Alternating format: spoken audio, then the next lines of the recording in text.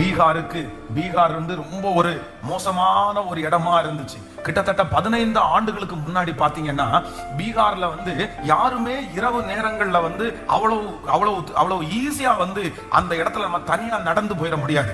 ஆண்களா இருந்தாலும் பெண்களா இருந்தாலும் நடந்து போறதற்கு கஷ்டம். ஆண்கள் நடந்தா கூட அந்த பாக்கெட்ல இருக்கிற பணத்தெல்லாம் எடுத்துருவாங்க. அப்ப வந்து 2 ஊழியக்கார சிஸ்டர்ஸ், பசங்க யாரும் இல்லை, இவங்க 2 பேரும் வந்து இப்ப தமிழ்நாட்டில இருந்து என்ன பண்றாங்கன்னா இவங்க ஊழியத்திற்காக போறாங்க. இவங்க வந்து ட்ரெயின் புக் பண்ணியிருந்தாங்க. அந்த ட்ரெயின் வந்து காலையில போய் இறங்கி அதுக்கப்புறம் இவங்க ஆபீஸ்க்கு போறது மாதிரி பிளான் பண்ணா திடீர்னு இந்த ட்ரெயின் வந்து ரொம்ப லேட்டு, நடு ராத்திரி 12 மணிக்கு ரயில்வே ஸ்டேஷன்ல இந்த ட்ரெயின் போய் நிக்குது. இப்போ இவங்க 2 பேருக்கும் பயங்கரமான பயம். அங்கேயும் இருக்க முடியாது, ரூமுக்கும் போக முடியாது, என்ன பண்றதுன்னே தெரியல.